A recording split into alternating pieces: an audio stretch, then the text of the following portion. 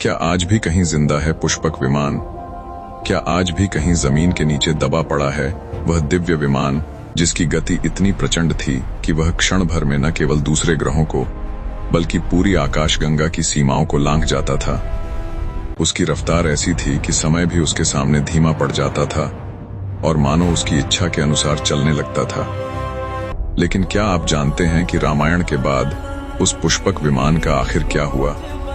और क्या हुआ भगवान श्री राम की उन चरण पादुकाओं का जिन्होंने उनकी अनुपस्थिति में 14 वर्षों तक अयोध्या पर राज किया था?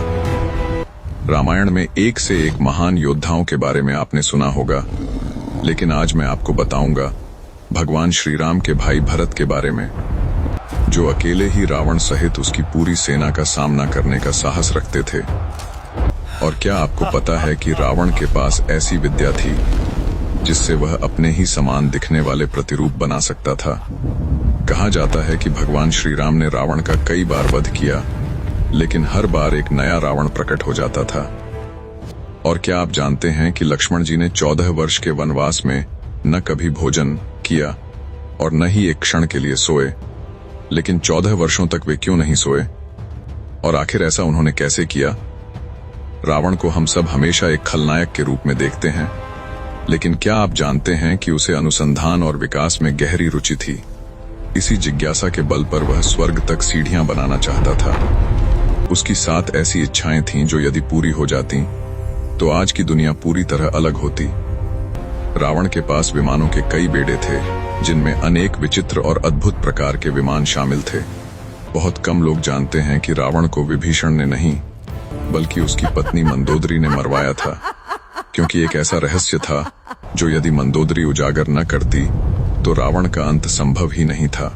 कहा जाता है कि रावण इतना शक्तिशाली था कि उसने मृत्यु के देवता यमराज को भी युद्ध में पराजित कर दिया था और उन्हें बंदी बनाकर अपने चरणों के नीचे दबाकर रखा ताकि किसी की भी मृत्यु उसकी इच्छा के बिना न हो सके। और क्या आप जानते हैं कि रावण का पुत्र मेघनाद, जिसे इंद्रजीत के नाम से जाना जाता है, रामायण का एकमात्र योद्धा था जिसके पास त्रिदेवों के अस्त्र, ब्रह्मास्त्र, वैष्णवास्त्र और पाशुपतास्त्र सभी थे। मेघनाद को तामस माया का ज्ञान था, जिससे वह युद्ध भूमि में अदृश्य होकर बादलों के पीछे से आक्रमण कर सकता था। आधुनिक सैन्य शब्दावली में इसे प्राचीन स्टेल्थ टेक्नोलॉजी के रूप में देखा जा सकता है। आज हम जानेंगे रामायण के ऐसे ही 10 चौंकाने वाले रहस्य जो न टीवी सीरियल में दिखाए गए और न ही वाल्मीकि रामायण में विस्तार से वर्णित हैं। ये रहस्य हम आपके लिए आनंद रामायण, कंब रामायण और अद्भुत रामायण जैसे प्राचीन ग्रंथों से खोज कर लाए हैं। तो अगर आप हमारे चैनल पर नए हैं तो वीडियो को लाइक कीजिए और चैनल को सब्सक्राइब अवश्य करें ताकि नई वीडियो का नोटिफिकेशन आप तक सबसे पहले पहुंच सके। तो चलिए दोस्तों, कमेंट में जय श्री राम लिखकर इस अद्भुत और रोमांचक सफर की शुरुआत करते हैं। नंबर 1 पर है पुष्पक विमान। पुष्पक विमान का नाम लेते ही मन में एक ऐसे दिव्य रथ की छवि बनती है जो साधारण नहीं था। यह कोई लकड़ी या धातु का बना रथ नहीं था जिसे घोड़े खींचते हों। यह स्वयं उड़ता था, स्वयं दिशा बदलता था और कहा जाता है कि वह अपने स्वामी की इच्छा के अनुसार चल सकता था। उसकी उत्पत्ति भी साधारण नहीं थी। कथा के अनुसार इसका निर्माण देवताओं के दिव्य शिल्पी विश्वकर्मा जी ने किया था। विश्वकर्मा जी को ब्रह्मांड का इंजीनियर कहा जाता है। स्वर्ग के महल, देवताओं के अस्त्र शस्त्र, दिव्य रथ सब उनकी रचना माने जाते हैं और पुष्पक विमान उनकी सर्वोत्तम कृतियों में से एक था। कहा जाता है कि यह विमान सबसे पहले ब्रह्मा जी के पास था।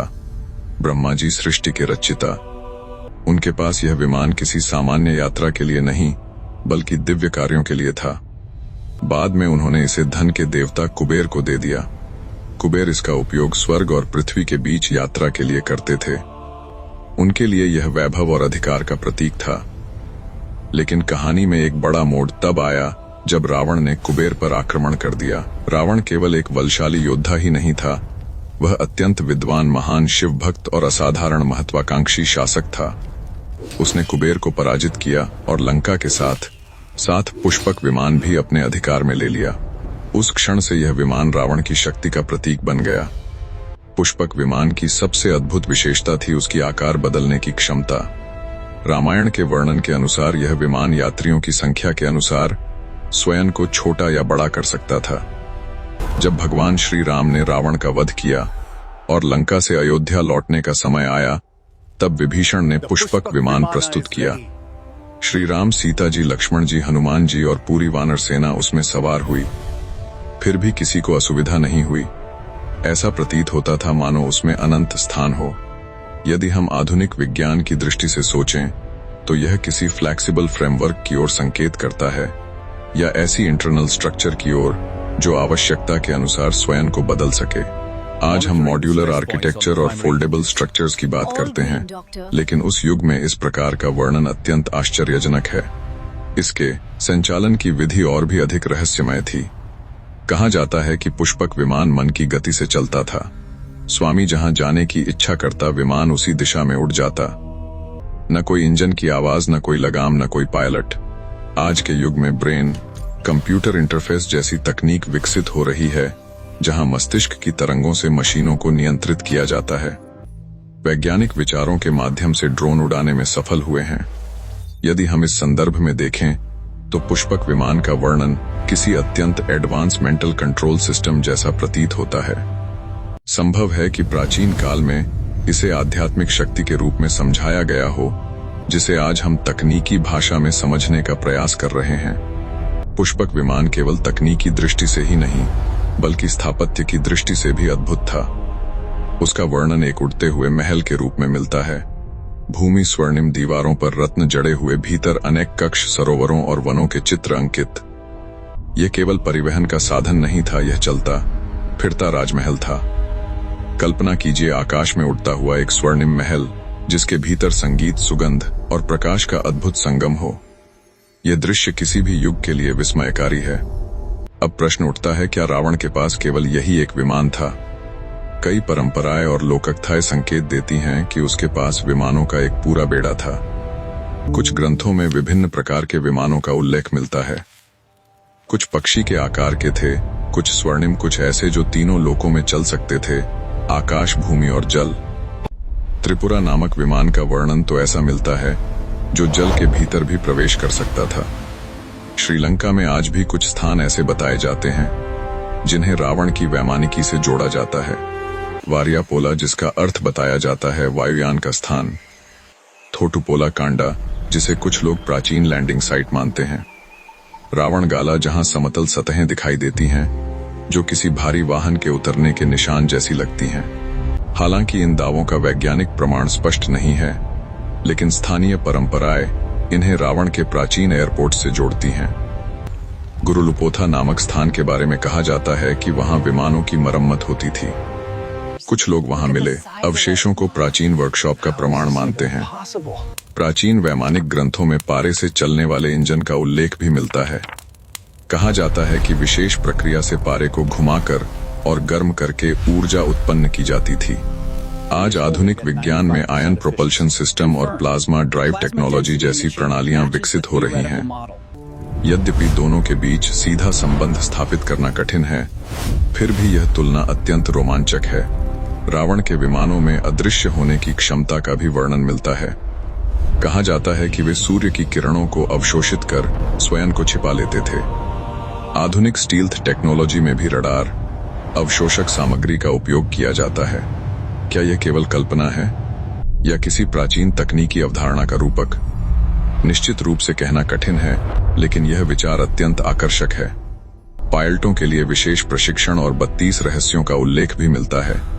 शत्रु के विमान को निष्क्रिय करना, दूर से आकर्षित करना, स्तंभित करना। आधुनिक संदर्भ में इन्हें electronic warfare system, cyber attack technology और एनर्जी वेपन सिस्टम्स के रूप में समझा जा सकता है। संभव है कि ये आध्यात्मिक साधना और ध्यान की उपमाएं हों। प्राचीन भारत में योग और ध्यान की परंपरा अत्यंत विकसित थी। मन की शक्ति को अत्यधिक महत्व दिया जाता था। अब अंतिम प्रश्न, रावण के वध के बाद पुष्पक विमान का क्या हुआ? कथा कहती है अयोध्या पहुंचने के बाद श्री राम ने उसे अपने पास नहीं रखा। उन्होंने आदेश दिया कि उसे उसके मूल स्वामी कुबेर को लौटा दिया जाए। कुबेर उसे अपनी नगरी अलकापुरी ले गए। कुछ ग्रंथों के अनुसार अलकापुरी हिमालय क्षेत्र में स्थित बताई जाती है और संभव है कि पुष्पक विमान भी वहीं किसी दिव्य लोक में आज भी विद्यमान हो। लेकिन उसे देख पाना सामान्य मनुष्य के बस की बात नहीं। नंबर 2, आखिर कहाँ गईं भगवान श्री राम की वे चरण पादुकाएं जिन्होंने 14 वर्षों तक अयोध्या पर राज किया था। यह प्रसंग हमें महर्षि वाल्मीकि जी द्वारा रचित रामायण में विस्तार से मिलता है। जब अयोध्या के महाराज दशरथ जी ने कैकेयी जी को दिए गए वचनों के कारण अपने ज्येष्ठ पुत्र श्री राम को 14 वर्ष का वनवास दिया, तब अयोध्या का राजनीतिक संतुलन डगमगा गया। दशरथ जी की मृत्यु के बाद राज्य बिना राजा के हो गया।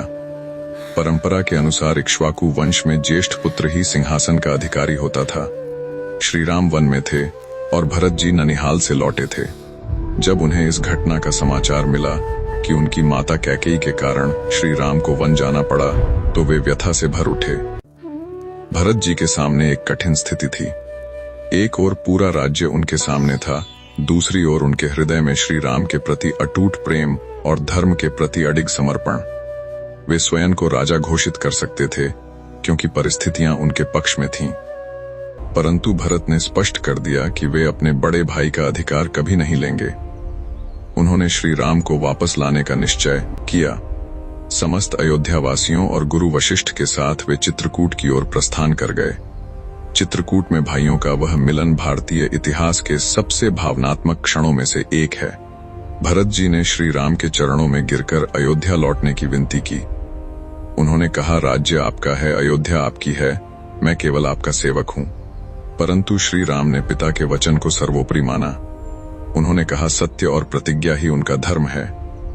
यदि वे वनवास का पालन नहीं करेंगे तो पिता का वचन असत्य हो जाएगा। राम के लिए राज्य से बड़ा धर्म था। जब भरत जी ने देखा कि राम अपने निर्णय से विचलित नहीं होंगे, तब उन्होंने इतिहास रच देने वाला निर्णय लिया। उन्होंने श्री राम से उनकी चरण पादुकाएं मांगी। ये पादुकाएं केवल लकड़ी की साधारण खड़ाऊ नहीं थीं, वे राम के चरणों का स्पर्श लिए हुए थीं। भरत ने उन्हें अपने सिर पर धारण किया और घोषणा की कि यही अयोध्या की वास्तविक अधिष्ठात्री होंगी। वे स्वयं केवल प्रतिनिधि के रूप में कार्य करेंगे। यह निर्णय केवल भावनात्मक नहीं था, इसके पीछे गहरा वैधानिक और दार्शनिक तर्क था। उस समय की व्यवस्था के अनुसार यदि कोई राजा लंबे समय तक अनुपस्थित रहे तो उसका अधिकार समाप्त माना जा सकता था। 14 वर्षों की अवधि को कुछ विद्वान इसी दृष्टि से देखते हैं। कैकेयी की इच्छा थी कि राम का अधिकार समाप्त हो जाए और भरत स्थायी रूप से राजा बन जाए, परंतु भरत ने इस संभावित षड्यंत्र को पादुकाओं के राज्याभिषेक द्वारा निष्प्रभावी कर दिया। जब पादुकाएं सिंहासन पर विराजमान थीं, तो प्रतीकात्मक रूप से राम ही राजा थे। इस प्रकार उनका वैधानिक अधिकार सुरक्षित रहा। चित्रकूट से लौटकर भरत ने अयोध्या के महलों में प्रवेश नहीं किया। उन्होंने नंदीग्राम नामक स्थान को अपना निवास बनाया, जो अयोध्या से कुछ दूरी पर था। उन्होंने राजसी जीवन त्याग दिया, जटाएं धारण की, वृक्षों की छाल के वस्त्र पहने और साधु की भांति जीवन व्यतीत किया। वे भूमि पर सोते, कंद मूल का आहार लेते और स्वयं को केवल राम का सेवक मानते। नंदीग्राम आज भी भरत की तपस्या का प्रतीक माना जाता है। 14 वर्षों तक अयोध्या में शांति और समृद्धि बनी रही। किसी ने अधर्म का साहस नहीं किया, क्योंकि सभी को विश्वास था राम की दृष्टि उन पादुकाओं के माध्यम से सब पर है। समय बीतता गया, 14 वर्ष पूर्ण होने का समय आया। भरत की प्रतीक्षा चरम पर थी। उन्होंने समय की गणना की थी। यदि एक दिन भी अधिक हो जाता तो वे स्वयं को दोषी मानते। उसी समय पुष्पक विमान से राम, सीता और लक्ष्मण अयोध्या की ओर लौटे। अयोध्या में उत्सव का वातावरण था। नंदीग्राम में भरत ने राम का स्वागत किया। उन्होंने पादुकाओं को अपने सिर पर रखा और अत्यंत विनम्रता से राम के चरणों में अर्पित कर दिया। उन्होंने कहा, यह राज्य आपकी धरोहर थी, मैंने केवल उसे सुरक्षित रखा है। राम ने पादुकाएं धारण की और इस प्रकार पादुका शासन का समापन हुआ। अब अंतिम प्रश्न, आखिर उन पादुकाओं का क्या हुआ? उत्तरकांड के अनुसार जब राम ने सरयू नदी के तट पर अपनी लीला समाप्त की, तो उनके साथ उनके भाई और अयोध्यावासी भी थे। धार्मिक मान्यता है भगवान की निजी वस्तुएं भी उनके साथ दिव्य धाम को चली गईं। इस प्रकार पादुकाएं भी अपने स्वामी के साथ विलीन हो गईं। नंबर 3, लक्ष्मण जी ने वनवास के दौरान न तो कुछ खाया और न ही कभी सोए थे। लोगों में एक प्रसिद्ध कहानी प्रचलित है कि लक्ष्मण ने राम के पूरे 14 वर्ष के वनवास में न तो नींद ली और न ही अन्न ग्रहण किया। पहली नजर में यह बात असंभव लगती है, क्योंकि कोई भी मनुष्य इतने लंबे समय तक बिना सोए और बिना खाए जीवित नहीं रह सकता। तो फिर इस कथा का सत्य क्या है? इसे सरल और संतुलित दृष्टि से समझना आवश्यक है। सबसे पहले देखते हैं प्राचीन रामायण में क्या लिखा है। महर्षि वाल्मीकि द्वारा रचित रामायण में लक्ष्मण को एक जागरूक, सेवाभावी और वीर भाई के रूप में चित्रित किया गया है। वन में वे राम और सीता की रक्षा करते थे, हर समय सतर्क रहते थे, लेकिन वहां यह स्पष्ट रूप से नहीं लिखा कि उन्होंने बिल्कुल भी नींद नहीं ली। कुछ प्रसंगों में तो राम स्वयं उन्हें सोते हुए जगाते हैं। इसका अर्थ है वे सामान्य मनुष्य की तरह सोते भी थे और भोजन भी करते थे। हाँ, उनका जीवन अत्यंत संयमित और अनुशासित था। अब प्रश्न उठता है, तो फिर 14 वर्ष न सोने वाली कथा कहां से आई? यह कथा मुख्य रूप से बाद की भक्ति, परंपराओं और लोककथाओं में मिलती है।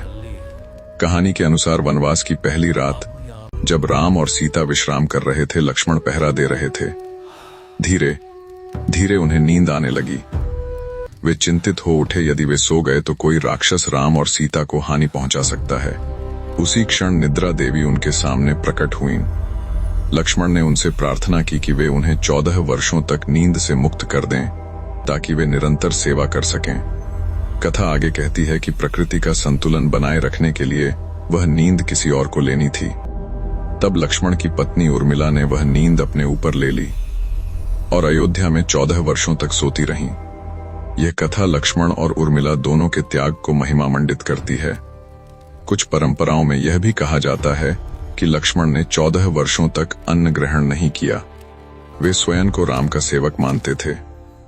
कथा कहती है राम उन्हें फल देते थे, पर स्पष्ट रूप से खाओ नहीं कहते थे।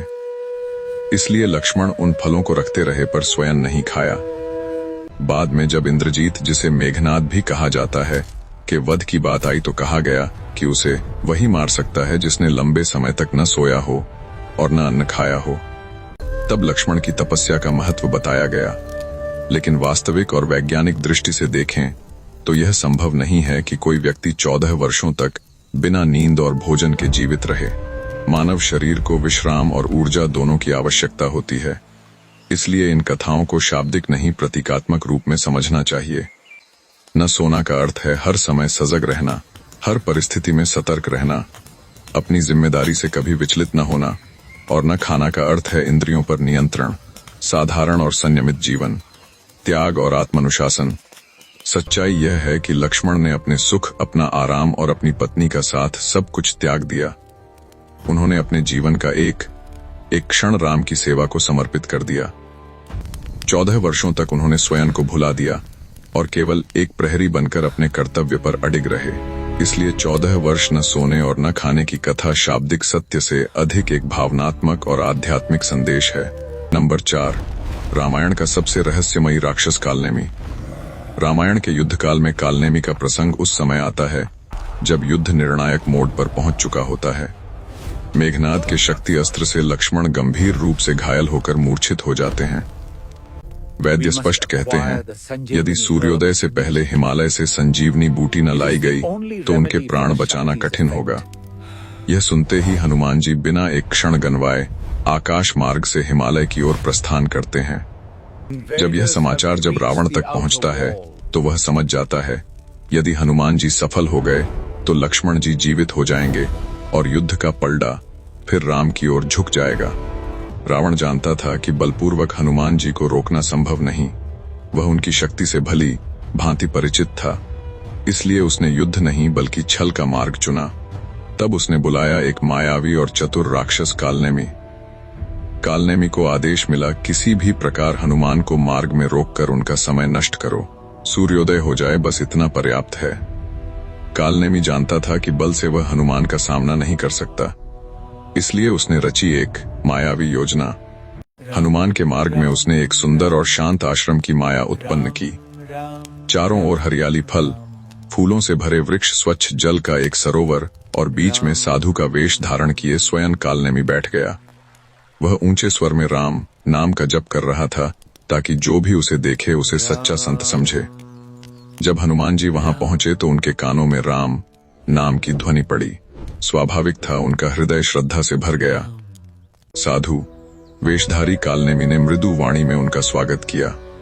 उसने कहा, मुझे ज्ञात है कि आप संजीवनी लाने जा रहे हैं, परंतु थके हुए हैं। पहले थोड़ा विश्राम कीजिए, जल पीजिए, स्नान कर लीजिए। उसने यह भी कहा, बिना शुद्धि के कोई भी कार्य पूर्ण नहीं होता। हनुमान को अत्यंत शीघ्रता थी, परंतु संत का सम्मान करते हुए वे सरोवर की ओर बढ़े। जैसे ही वे जल में उतरे, एक विशाल मगरमच्छ ने उन पर आक्रमण कर दिया। क्षण भर में हनुमान ने उसे पकड़ लिया और उसका अंत कर दिया। लेकिन तभी एक अद्भुत दृश्य सामने आया। मगरमच्छ मरते ही एक दिव्य अप्सरा में परिवर्तित हो गया। अप्सरा ने हाथ जोड़ते हुए कहा, मैं एक शापित अप्सरा थी, आपके हाथों मारे जाने से मुझे मुक्ति मिली है। और फिर उसने सच्चाई बताई कि यह आश्रम, यह साधु सब माया है, वह रावण का दूत कालनेमी है। यह सुनते ही हनुमान जी सब समझ गए। वे तुरंत आश्रम की ओर लौटे। अब उनका स्वर बदल चुका था। उन्होंने मुस्कुराकर कहा, गुरुदेव, पहले मेरी गुरु दक्षिणा स्वीकार कीजिए। कालनेमी कुछ समझ पाता उससे पहले ही हनुमान जी ने उसे पकड़ लिया और उसकी माया उसी क्षण नष्ट हो गई। हनुमान ने उसे घुमाकर धरती पर पटक दिया। कुछ कथाओं में वर्णन है कि उन्होंने उसे इतनी शक्ति से फेंका कि वह लंका की दिशा में जा गिरा। नंबर 5, रावण ने मरते समय 3 ऐसी बातें बताई थीं जो हर किसी को जाननी चाहिए। रामायण का युद्ध अपने अंत पर था। लंका की स्वर्ण नगरी, जो कभी वैभव और शक्ति का प्रतीक थी, अब टूट रही थी। चारों ओर धुआं था, टूटे हुए रथ थे, गिरे हुए योद्धा थे। रावण के बलशाली भाई कुंभकर्ण और वीर पुत्र मेघनाद पहले ही मारे जा चुके थे। अब स्वयं लंका का राजा रावण बुरी तरह घायल होकर रणभूमि में पड़ा था। उसका विशाल शरीर धरती पर था, पर उसकी आंखों में अभी भी ज्ञान की ज्योति शेष थी। रावण कोई साधारण व्यक्ति नहीं था। वह महान विद्वान था, शास्त्रों का ज्ञाता था, संगीत में निपुण था, शिव का भक्त था और एक कुशल शासक भी था। उसके राज्य में व्यवस्था थी, संपन्नता थी, शक्ति थी, लेकिन उसके भीतर एक दोष था, अहंकार। वही अहंकार धीरे धीरे उसके पतन का कारण बना। ऐसे समय में श्री राम ने एक ऐसा निर्णय लिया जो इस प्रसंग को केवल युद्ध कथा नहीं रहने देता। उन्होंने लक्ष्मण जी से कहा कि वे रावण के पास जाए और उससे जीवन, राजनीति और नीति की बातें सीखें। श्री राम ने कहा, रावण के साथ बहुत सारा ज्ञान समाप्त हो जाएगा, इसलिए उससे शिक्षा लेनी चाहिए। यह बात सुनकर कोई भी चकित हो सकता है। जिसने इतना अन्याय किया, जिसके कारण इतना बड़ा युद्ध हुआ, उसी से शिक्षा लेने भेजा जा रहा है। लेकिन यही इस प्रसंग की महानता है। यहाँ ज्ञान को व्यक्ति की बुराई से अलग करके देखा गया है। श्री राम यह दिखाना चाहते थे कि ज्ञान जहां भी हो, उसका सम्मान होना चाहिए। लक्ष्मण जी पहली बार जब रावण के पास गए तो वे उसके सिर की ओर खड़े हो गए। उनके मन में स्वाभाविक रूप से यह भावना थी कि वे विजेता पक्ष से हैं। रावण ने आंखें बंद रखीं और कुछ नहीं कहा। लक्ष्मण जी लौटकर श्री राम के पास आए और बताया कि रावण कुछ नहीं बोला। श्री राम मुस्कुराए और समझाया, जब किसी से ज्ञान लेना हो तो उसके चरणों की ओर खड़े होना चाहिए। ज्ञान लेने के लिए विनम्रता आवश्यक है। अहंकार के साथ ज्ञान नहीं मिलता। लक्ष्मण जी को अपनी भूल समझ में आई। वे फिर गए और इस बार रावण के चरणों की ओर विनम्रता से खड़े हुए। तब रावण ने अपनी आंखें खोलीं और बोलना आरंभ किया। रावण ने सबसे पहले समय की महत्ता पर बात की। उसने कहा, जीवन में अच्छे काम तुरंत कर लेने चाहिए और बुरे कामों को जितना हो सके टाल देना चाहिए। उसने स्वीकार किया कि उसने अपने जीवन में यही गलती की। जब उसे समझ में आ गया था कि श्री राम साधारण मनुष्य नहीं हैं, तब भी उसने संधि नहीं की। वह चाहता तो सीता माता को लौटा सकता था और युद्ध रोक सकता था, लेकिन उसने अपने अहंकार के कारण सही समय पर सही निर्णय नहीं लिया। दूसरी ओर सीता माता का हरण जैसा बुरा कार्य उसने तुरंत कर दिया। उसने परिणाम के बारे में नहीं सोचा। परिणाम यह हुआ कि उसका पूरा साम्राज्य नष्ट हो गया। फिर रावण ने कहा, किसी को भी छोटा नहीं समझना चाहिए। उसने मनुष्य और वानर को तुच्छ समझा था।